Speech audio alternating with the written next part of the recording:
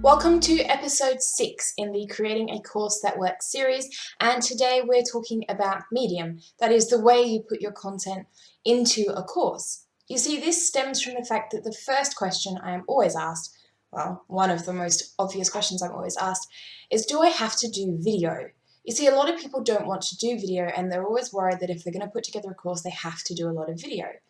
Now, the reality is that you don't have to use video in your course necessarily, although video is an incredibly powerful tool. So what we're going to do today is have a quick chat about Medium, and by the end of this blog what I want you to do is decide on which mediums you're going to use to serve your audience and why you're going to use those ones.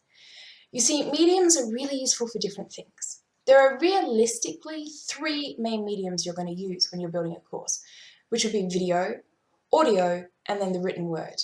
Now there are other visuals in there as well, so pictures, colors, diagrams, but realistically, those are the 3 that most people are using it. The truth is you're going to probably use a combination of the 3, but as I said, they have different purposes. So, video is a really handy medium for lots of different reasons. 1, face to camera like this helps to build trust.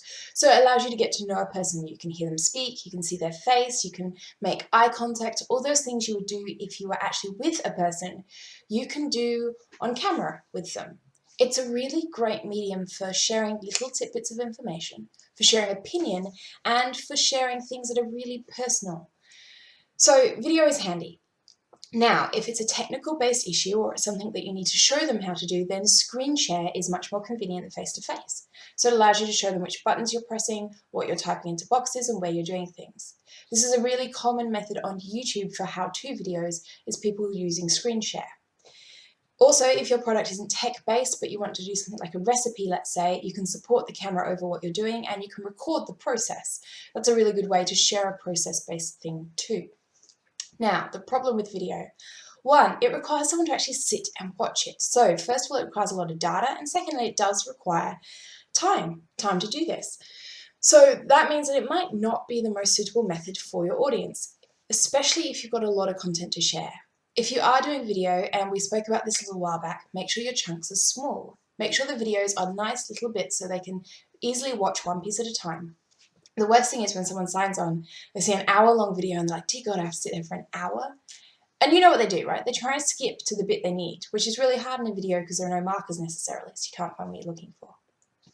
Audio is also a really great opportunity to connect with your audience. So what you can do is simply strip audio from a video, or you can just record the audio, simply like a podcast. And these snippets of audio allow you to convey a message or a story to your audience. Now, there is something kind of unique about putting headphones in and listening to just audio. It's quite personal. So it is a good way to share your story.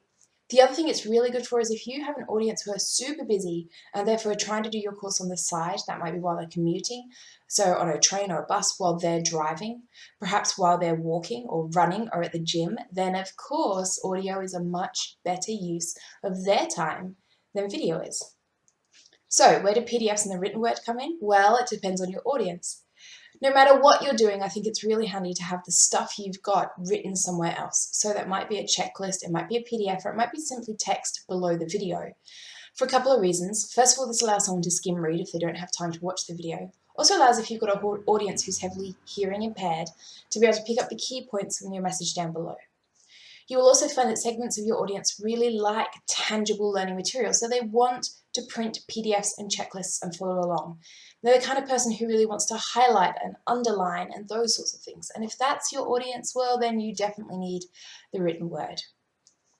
Realistically, you are going to use probably all 3, but I want you to think about why you're using it. So if it's a recipe and so far you've just got a picture of the recipe and then the steps down below, could a step-by-step video be more useful? If it's something really personal and you've currently written it as a blog, could an audio allow you to better connect? If you want to build trust in a relationship and they want to see you and you want to see them, that doesn't quite work. But if you want them to see you, then video is the way to go. Just make sure you're picking with intention. So what I find is a lot of people just make something and didn't really think about why they made it that way. My challenge for you today is to really think about which way you're going to communicate your message. Which bits of your course need video?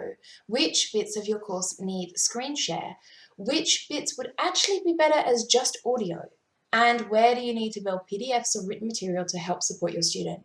Make some decisions. Before you go and produce a whole lot of stuff, really think about what you're going to produce and why. That's your challenge for today, and as always, I will see you in the next video.